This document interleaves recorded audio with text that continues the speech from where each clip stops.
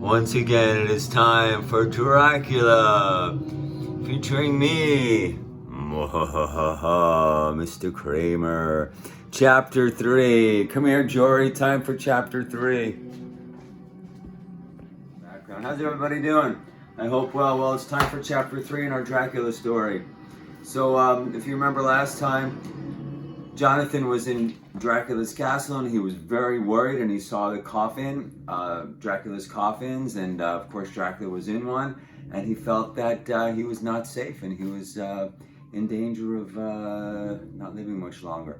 But let's read chapter 3 together, and we will see what happens today. All right, shut this off. Okay, chapter 3, it's called Mina's Story. Mina is his fiance, and Lucy, the name of the chapter is called Lucy in Danger. Lucy's his good friend, as we're going to find out, Jonathan's good friend. And it says, while Jonathan was away, I was very unhappy. He did not write to me often, and when he did, his letters were strange and very short. I knew that something was wrong. But what? Was Jonathan in danger? I thought about him all the time. Why didn't he come back to England and to me? I felt better when at last I did get a letter from him. Jonathan said he was coming home and was at Bistritz. But again, it was a short, strange letter. Perhaps he's ill, I thought. My friend Lucy also wrote to me. I know that you will be happy for me, she wrote. Arthur has asked me to marry him. Isn't it wonderful? I love him very much. He's away just now, and you know that Mother and I are staying at Whitby by the sea. Please come and stay with us, and I can tell you all about it. Arthur Holmwood loved Lucy very much. I was really pleased to hear her news, and I decided to go immediately, and it would help me not to think about Jonathan all the time. Lucy met me at the station, and it was wonderful to see her again. She was full of life and talked happily of her plans. Oh, Mina, she said to me, I am really happy. I love Arthur very much.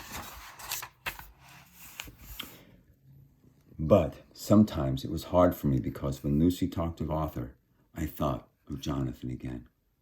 The weather was good, and Lucy and I walked a lot, sometimes by the sea, but we often went up to the old church on the hill.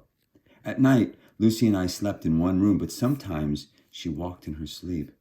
She began to sleep badly, and her mother and I decided to lock the bedroom door at night.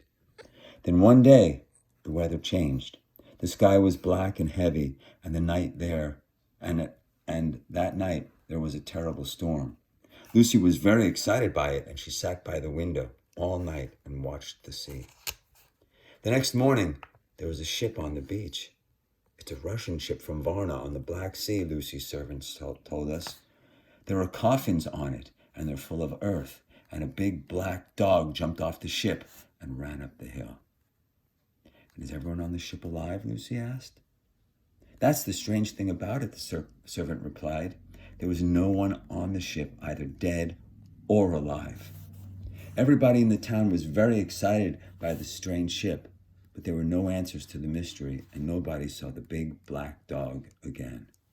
That night, I woke up and found that the bedroom door was opened and Lucy was not there. I looked for her everywhere in the house, but I could not find her. I'm afraid for her. I don't know why, I said to her mother. I knew that Lucy sometimes liked to go and sit quietly in the churchyard, so I hurried out into the night to look for her, and I found her. She was sitting in the churchyard, white in the moonlight, and I thought I saw something dark behind her, something dark and horrible. Slowly, its head moved nearer to Lucy. Afraid, I called out, Lucy, Lucy! A white face and burning red eyes looked up at me, and then nothing. Lucy was alone, asleep in the moonlight. I woke her, and she gave a little cry. She put her hands to her neck, and I saw that there were 2 little drops of blood there. After that night, Lucy was worse. She left her bed every night, and her lovely face was white. I was afraid for her and locked the door at night, and I still did not hear from Jonathan. I was unhappy and did not sleep well myself, so one night I went for a walk alone. Lucy will be all right, I thought. The door is locked. She can't get out and no one can get in. But when I came back, I found Lucy by the open window. Lucy, I cried, but she did not reply.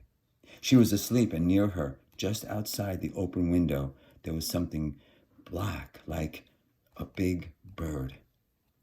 A day or two later, I had a letter.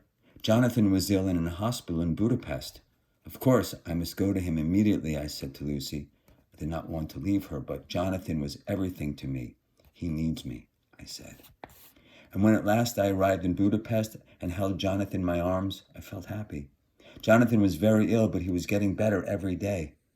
He did not want to talk about his time in Castle Dracula, but he gave me his diary to read, and so I learned about Count Dracula and Jonathan's terrible adventure in the castle. But he escaped. And when he fell ill in the mountains, some workmen found him and took him to the hospital. Poor Jonathan, his face was white and thin, and he was still very afraid. But now we were together again, and everything was all right. Jonathan and I were married on September 1st, and then we began our journey home. We arrived back in England on September 18th, and it was wonderful to be home again. Everyone looked happy on that warm autumn evening when we drove through the streets of London. Jonathan smiled and said softly, "Oh, Mina, I love you." "I love you too, Jonathan," I replied. I was truly happy. And then suddenly, Jonathan's face went white, and he cried out. He was looking at a carriage outside a shop. In it, there was a pretty girl with dark hair. She was waiting for someone, and near the carriage, watching the pretty girl, there was a man, a tall, thin man with long, white teeth and a very red mouth. "It's the Count," Jonathan cried, "here in London." Jonathan put his head in his hands and said nothing for the rest of the journey. I was very afraid for him. Was it really true that this terrible Count Dracula was here in London? When we arrived home, there was a letter from Arthur Holmwood. Lucy was dead. My dearest Lucy, dead. It cannot be true. Later we read the letter again. Soon after you left, Arthur wrote, Lucy began to get worse. I did not know what to do. I knew only that I must do something quickly. So I asked our friend Jack Seward to come and see her. He's a doctor, I thought. Perhaps he can do something to help Lucy. He came at once, but in the end, nobody could help poor Lucy, and she died yesterday.